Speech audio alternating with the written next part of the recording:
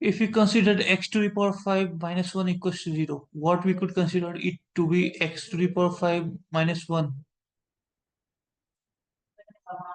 upon x minus 1 is what? X minus alpha 1, x minus alpha 2, x minus alpha 3, x minus alpha 4. When we will keep x equals to omega, we will have omega 5 minus 1 upon omega minus 1.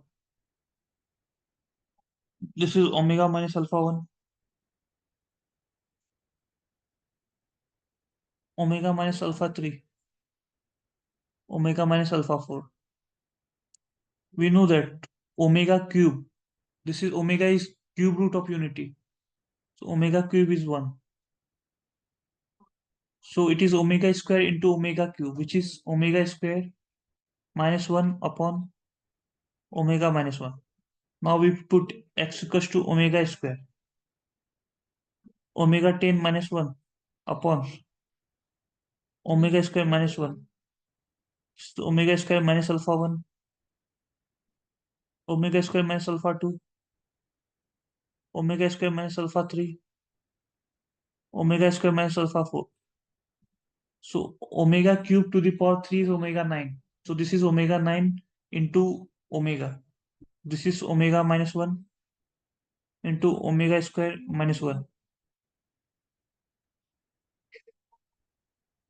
So this is equation 1. This is equation 2. We'll divide 1 by 2. We'll get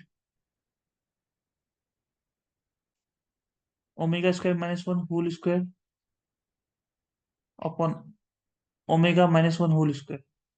So this is simply omega plus 1 whole square equals to omega square to the power square, which is omega cube into omega, which is omega.